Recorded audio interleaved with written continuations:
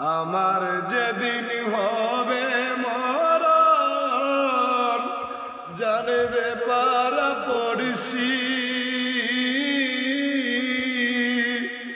আমারে সাজাইতে আসবে আমার প্রতিবেশী আমার সাজাইয়া দাও না নৌসার সাজে কান্দে করে নিবে আমায় নিয়ে গুরুস্থানে 3.5 হাত কবরেতে দিবে শুয়াইয়ে